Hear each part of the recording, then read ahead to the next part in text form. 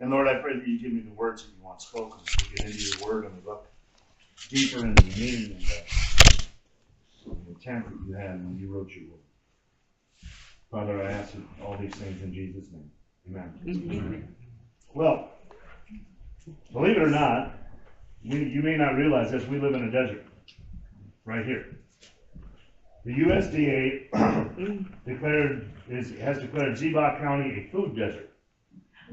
Now, what a food desert is defined is that there's a lack of fresh fruit, vegetables, other healthy foods available to anyone within a certain distance. Now, granted, we've got distance all over the place.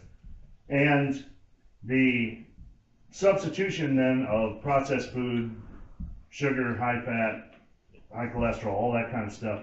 So as a food desert, we're in a place where we are limited on some of the access to things that other people have. But I think we're also located in a faith desert. There's a lack of spiritual truth, and there's an abundance of things that are just the opposite of that, things that detract from that truth. I know statistically less than 2% of Native Americans in the United States are saved. And we are in a Native American community. That's where we're at. So we are in a faith desert, a spiritual desert of sorts here. So today I'm going to talk about that a little bit, and we're going to talk about some of the things that we need to do to survive being in this desert and actually to thrive. So the passage that I'm going to start with today, I want to background a little bit. I'm going to read out of Mark 6. And in this passage, what's happening is right before Jesus feeds the 5,000. And what's actually happened is the disciples, if you remember, he sent them out. He sent out the disciples once during his ministry. He said, I want you to go out, don't take a spare cloak with you, don't take a staff, just stay in houses, all that kind of stuff. Well, this passage I'm having is when they come back. They're coming back from being out on this mission trip that Jesus sent them out on. He sent them out. They're coming back. So we're going to go into Mark 6, verses 30 through 34.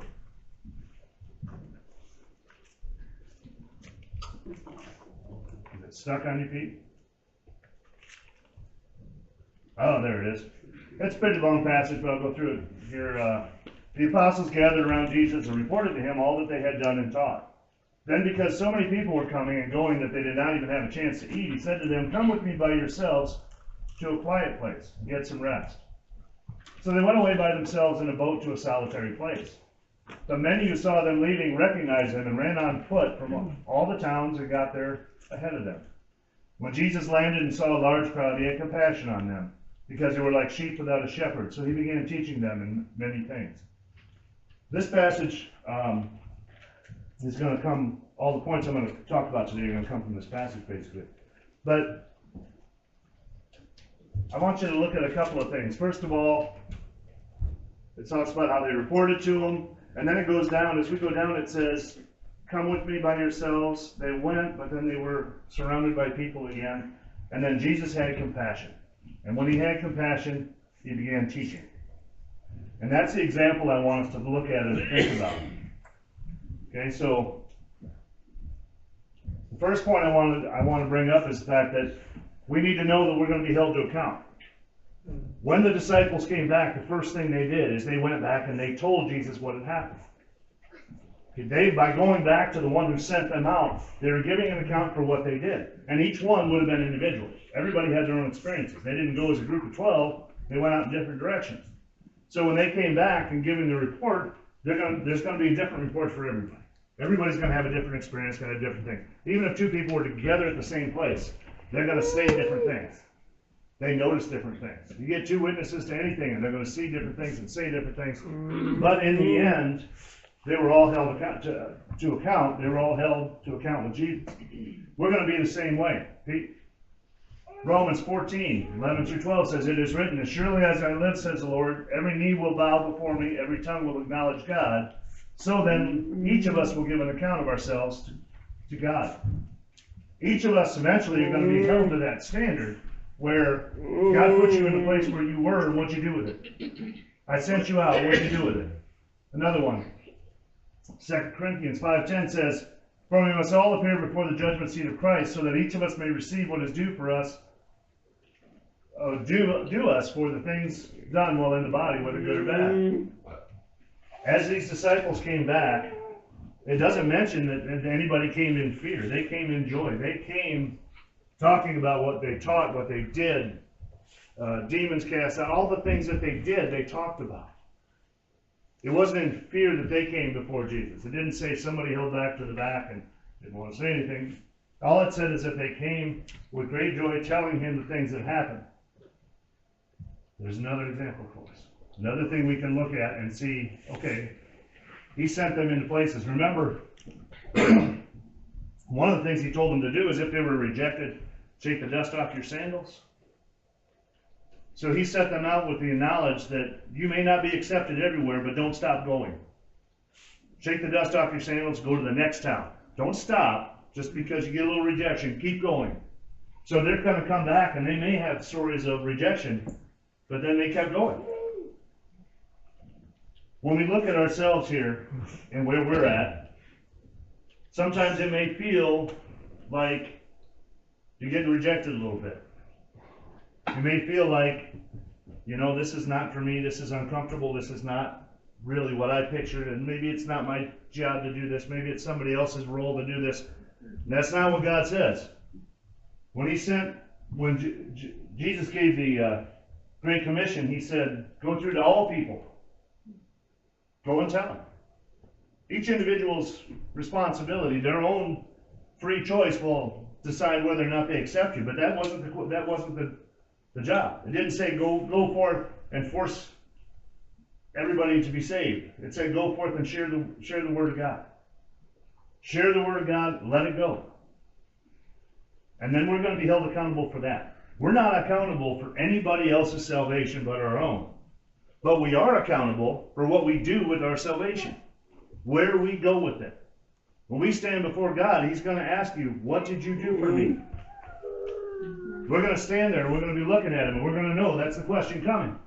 So between now and then, we got some work to do.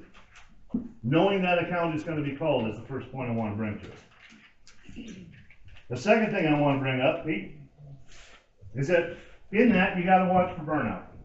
And that's just a reality of life for us. Just like being in the desert, you got to set a pace. It's a long distance to cover. It's a long way to go through. If you sprint, you're going to burn yourself out. And I'm not saying we shouldn't be aggressively going forward in our witness, in our ministry, but we have to be careful because it's easy to get burned out.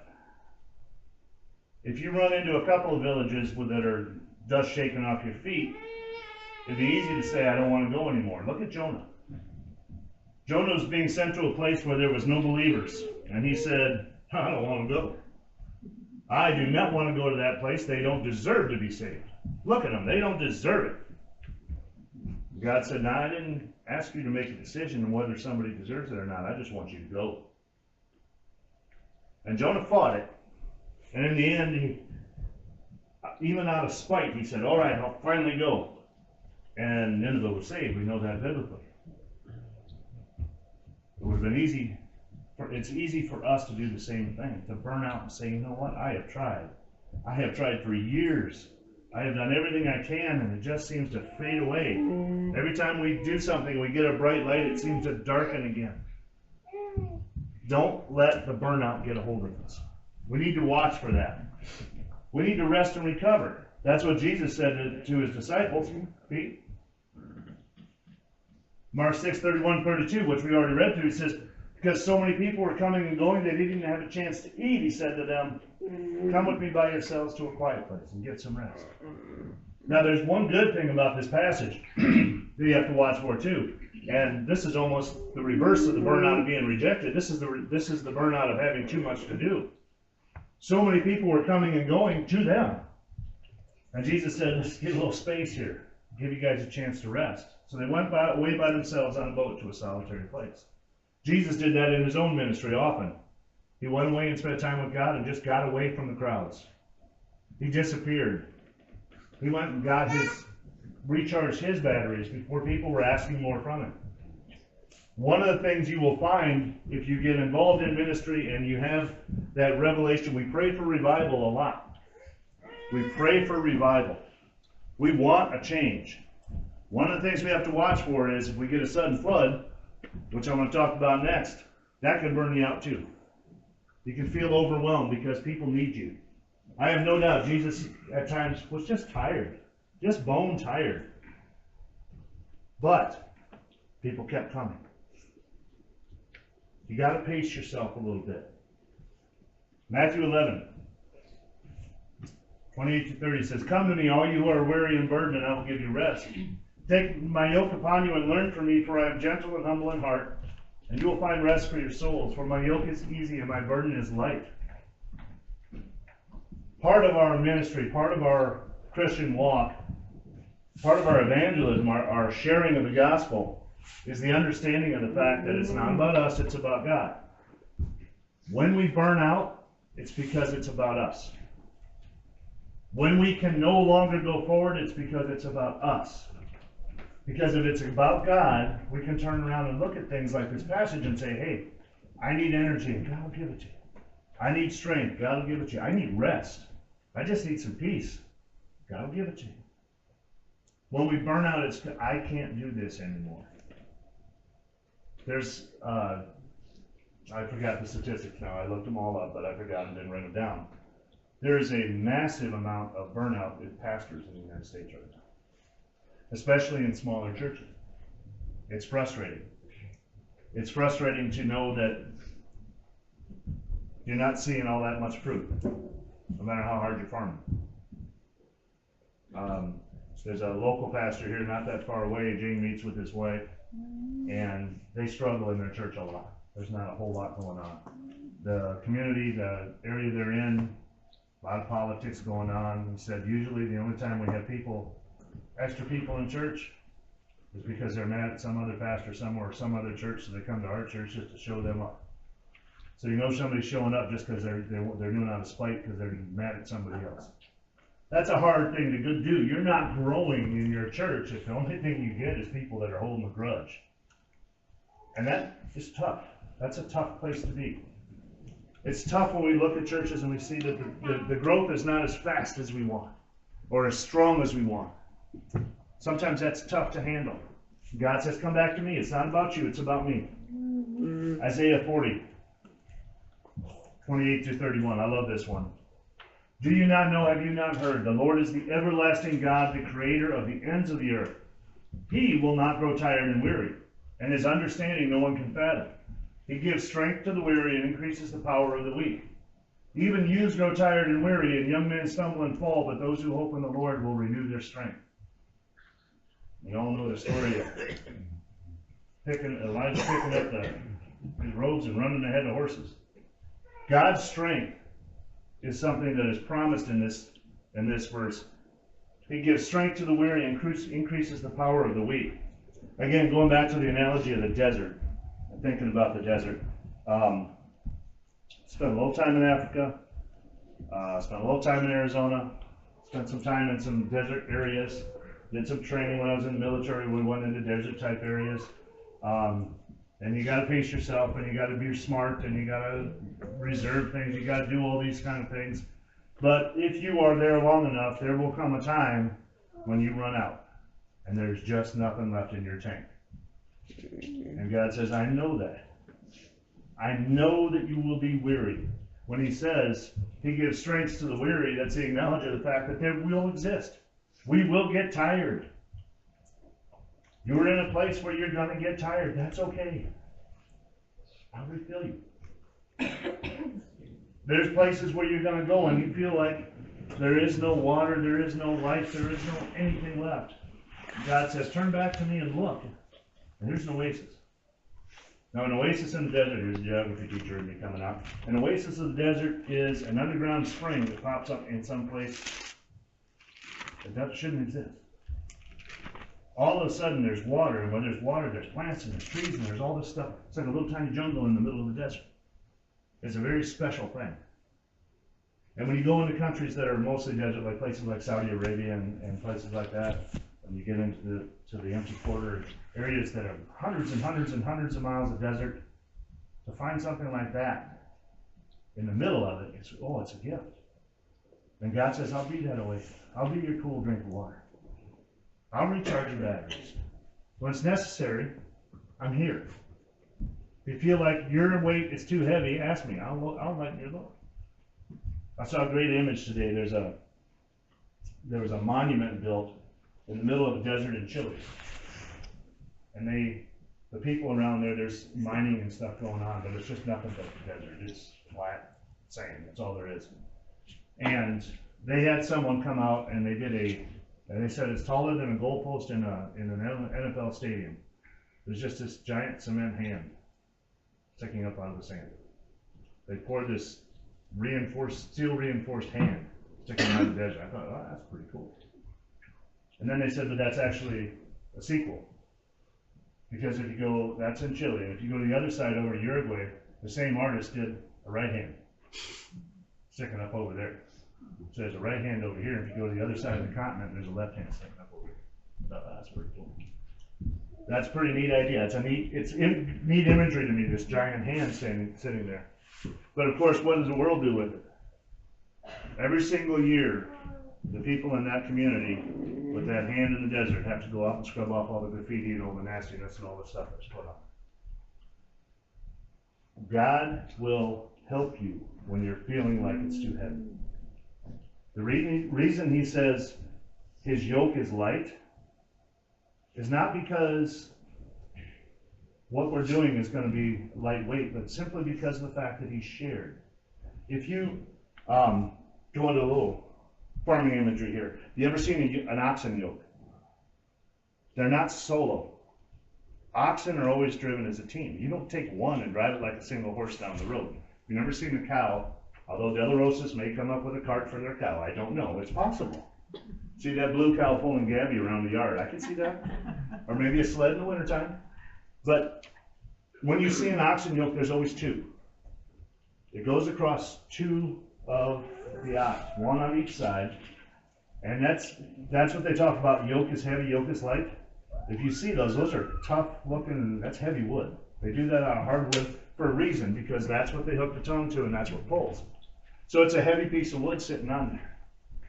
Now the image I want you to take in your mind is when he says my yoke is light, it's not that the job or the yoke itself is light, it's simply the fact that you're sharing it with God. If you're walking step in step with God, it's not hard to do. The minute we decide to go away and turn the other direction by ourselves, that yoke's going to get heavy. The minute we start thinking we got to do it all by ourselves, the yoke's going to get heavy. When I was a kid, we had a team of draft horses, Blaze and Buck, two Belgians. We raised from colts, beautiful horses. Buck was always as solid as a rock.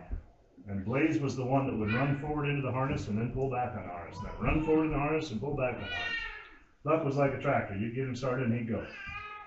And Blaze, you had to constantly be working him to keep him the right way. At the end of the day, Blaze would be covered with sweat just forming. The work had been done and Buck was fine. He just stayed steady the whole time. God is sharing our yoke. That's what makes the yoke lighter. When Jesus says, pick up your cross and follow me, it's not that our cross is heavier than his. Our cross is light. We just have to pick it up and go. So when these times come that we need to recover and we need to recharge ourselves, we have to remember we're not walking alone, ever. We're never alone. The third point I want to bring up, Pete, is that we got to be aware of the reaction to the power of God. Now I talked about a little bit about the flood. In that passage we were reading out of Mark, it talked about the disciples came back from their mission trip. They're tired. They came back. They poured themselves out. And Jesus says you need some rest because there's so many people coming and going. So many people coming and going, demanding things. You need some rest. Be prepared for that. If you really stick yourself out there and you really ask for revival and God gives it to you, will that burn you out? Or are you not getting revival because you're not ready for the flood and God says, you're not ready for that yet. I need to trickle on you because you can't handle what I can do. Maybe that's what's going on. Maybe we need to look at ourselves and see if God's saying, are you ready for someone to say yes? If you witness to someone and they say yes, can you handle it? If they say yes and they bring their family and their extended family and their neighbors, could you handle it? We have to be ready for that flood. The same way that the disciples had to deal with it. Jesus talks in the Gospels about Jesus witnessing and teaching and healing, and people wanted to be there so much, wanted to bring people so much. They came from all the surrounding areas. They swamped him so much he had to preach from a boat because there was no room to do it on the shore. Mm-hmm. He had so many people coming, and they took the roof off a house and lowered somebody in where he was at because they so desperately wanted it. Once they heard about the truth, they wanted it. They wanted the healing. They had so much faith in that they stuck themselves out there and came rushing in. Could we handle that? If not, maybe we need to prepare for that. We need to start thinking about that. But we have to be ready for that if it comes. Mark 6:53-54. When they had crossed over, they landed at Gennesaret and anchored there. As soon as they got out of the boat, people recognized Jesus. They ran throughout that whole region and carried the sick on mats to wherever they heard he was. Every place he went, he was overwhelmed with people. Crowds upon crowds upon crowds. Now I'll make a confession here. I spend a lot of time speaking, not just on Sundays, but other places too. I teach in front of kids. I've spoken in front of conferences with hundreds of people. And one of the most scary things I ever did was speak in front of the commanding general of the Southern Command one time when I was still a young soldier. The officer that was supposed to do it had to go get married and took off and left me doing it by myself. A bunch of majors and this one corporal were all going to be out there together. But all that time, standing in front of people and doing your job and doing all that kind of stuff, I could handle, but personally, I kind of like solitude. I love the fact that we live out in the middle of the boondocks, and I rarely have to see anybody when I'm home. It's kind of nice to just have that peace. I know my wife feels the same way. It's kind of nice to have, when you leave whatever you're doing, when you're leaving work, whatever, you have that little island you go to, and it's nice. But we have to be ready when that's kind of taken away. We ask people and say, hey, let me tell you about Jesus. Let me tell you about my church. This little church, that little brown church, just a block east of LTM up here. Where at 9 o'clock, this is when it is. We had standing room only in here today. How would we handle it? What would we do? First of all, y'all that are here regularly, you better be in the front pews. Those people that come in the first time, they're nervous. They want to sit in the back. I'm working on Mary Lou. She's still back there. She's not back there because she's nervous. Mary Lou's back there because she's closer to the coffee pot. That's right. She's closer to the coffee pot back there. Always thought, you see those semis with the feed floor on them, where the floor works its way out. I always thought it'd be kind of neat to have chairs in the church that did that. You could hit a button and make everybody move forward. We have to be ready if we suddenly have that flood. We have to be confident enough that we can handle that flood. Isaiah 40 again. 3-5 says, a voice of one calling in the wilderness, prepare the way for the Lord. Make straight in the desert a highway for our God. Every valley shall be raised up, every mountain and hill made low. The rough ground shall become level, the rugged places plain, and the glory of the Lord will be revealed, and all people will see it together. For the mouth of the Lord has spoken. All people will see it together. Everything else is going to go away, and all people. All people. I would be overwhelmed in a very positive way if we suddenly had that. There was a man came to our church a while back. Remember, some of you that were here that day remember we got those little cards inviting people to church. Shane handed those out. And everybody got one and said, here, go invite somebody else to church. There was a man that showed up here with his nieces and nephews one time and came in the door. He touched my heart. We had a really good talk, just the two of us. And it really touched my heart, and he never came back. I'm teaching one of his nephews right now. And I said, I want an address. Well, I don't know what it is. Ask him. Ask your uncle what his address is, and I'll send him a letter. And we went on like this for almost a month, and I never got, oh, yeah, I forgot. Because I'd ask him on Monday, I'd ask him again on Friday, and then he'd come in Monday and say, oh, I forgot. But he came in to me a week ago and said, Sam wants your number. I haven't gotten the call yet, but he's got my number. There's someone who took that step one day, and seed got planted. I could tell. The seed got planted a long time ago. Long, long time ago. Because he was in the Good News Club. And he talked about that to me. There's a man in his 30s telling me what he remembers from being in elementary school with Jan and Jackie and the gals all being here. He remembered that enough to come back to this church when he had a day where it was really getting tough. And he didn't come back. And his nephew told me, he said, well, they moved and then they didn't have a car and they had all these things going on. Well, I'm still working. And I would be overwhelmed if he walked in the door right now. Even if he's late, I don't care. I'm late, that's fine. But if you take your witness out there and people come in, there's joy in that. Don't let it overwhelm you. Take the joy that comes with that. Be ready for it, but take the joy, because God says that eventually every knee will bow. Now, being ready for the flood also means that our faith has to be strong enough that when the rubber hits the road, you can back it up.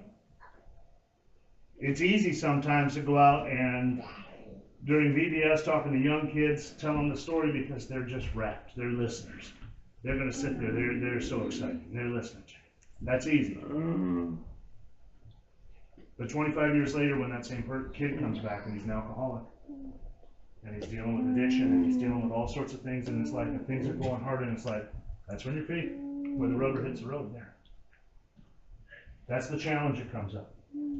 Working as a cop at the academy, teaching at the police academy, we'd often take a bulletproof vest out. When we were on the firearm range, working on the range, we'd take a vest out. And we'd let the students shoot. And then they'd go up and inspect it and find out the bullets didn't go through. They stay on the outside. And then afterwards, we'd always say, okay, who wants to wear it so we can keep testing it now? I've never had volunteers saying, oh, yeah, I'll do it. You can shoot me in the chest. No, no problem. Nobody volunteered for that. Yes, they believe it would work, but let's not push our luck. We don't really want to have to try it ourselves. That's part of being ready for that flood. Be ready for that broken person that comes to you and says, you said that Jesus can heal and Jesus can help. How? I came to you because you're the person that I think has that power. Be ready for it. Sometimes it's easy to say and hard to do. We have to be ready for that.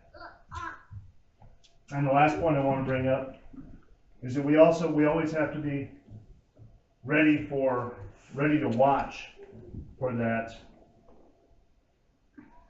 call in the desert. Pete, go ahead. I don't think that was one I was intending. That call in the desert where, like Moses, you're isolated, you're alone, you're comfortable in your own skin, you're comfortable in the place you are, and God says, okay, now.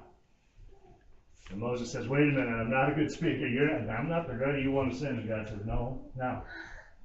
Be ready for that call. Be ready for that time when God says, okay, you're in the wilderness. I get it. Now say something. John 1.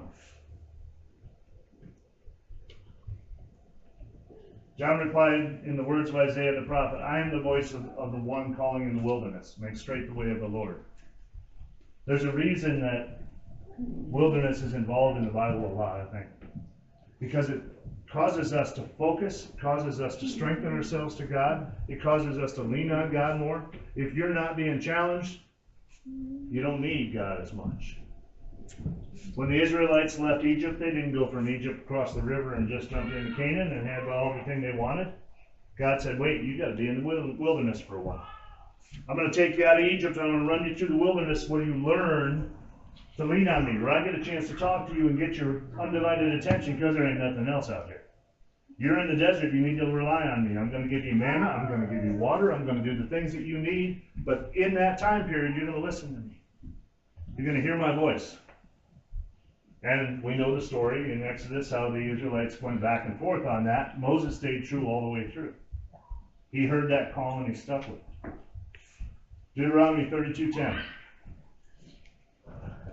In the desert land he found him, in a barren and howling waste. He shielded him and cared for him. He guarded him as the apple of his eye, like an eagle that stirs up its nest and hovers over its young, that spreads its wing to catch them and carries them aloft. The Lord alone led him. The desert that we're talking about, the place that we're talking about, the concept of this, we have to keep in mind that we have to be listening when we're here. We need to be recharged, yes.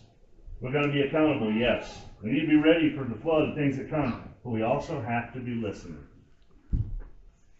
for that voice that comes out of the wilderness. For that time when you're standing there and God says, I want you to go talk to that person you see standing next to you in line at LTM.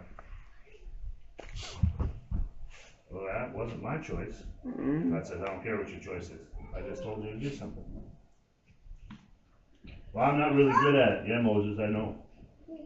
I didn't ask you to be good at it. I said, go. Listen for that voice. That's something we miss a lot. Whether it's the noise of the world, the white noise going around us, all the other things that are overwhelming our lives, the bills to pay, the work to be done, all of those things block out God's voice unless you're listening for it. Now, I see little ones in this room, and I know the mothers in this room, and I know from my wife's experience with my wife, when they were little, she could be sound asleep. I'm going to throw her under the bus here a little bit. She could be snoring, all right?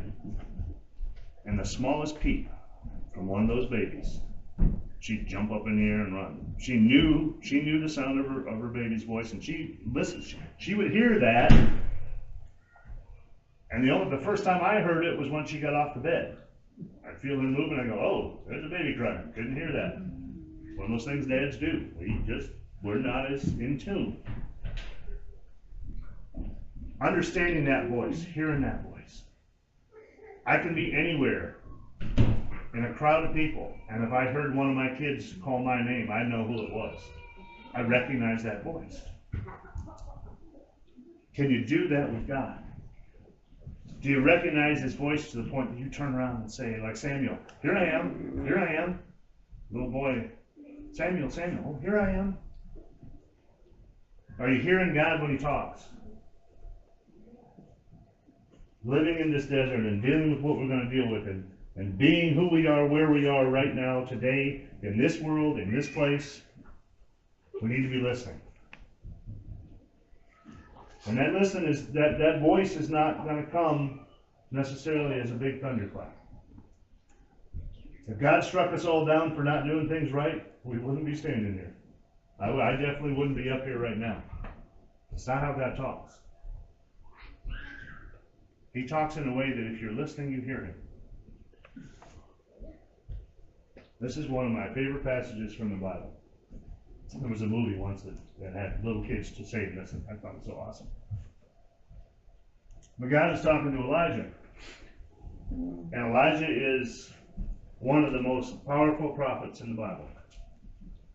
And what's happening here is Elijah has done what God said, and it got a little hairy. It got a little rough. Nobody was really following what God said, and he took off, and the king was after him, the queen was after him, and he took off and hid in a cave. And God said to him, go out and stand on the mountains in the presence of the Lord, for the Lord is about to pass by. Then a great and powerful wind tore the mountains apart and shattered the rocks before the Lord, but the Lord was not in the wind. After the wind there was an earthquake, but the Lord was not in the earthquake. After the earthquake came a fire, but the Lord was not in the fire. And after the fire came a gentle whisper. When Elijah heard it, he pulled his cloak over his face and went out and stood at the mouth of the cave. That gentle whisper. And that whisper said, what are you doing here, Elijah? Hearing that whisper, hearing God's voice. saying, what are you doing? So that's my question.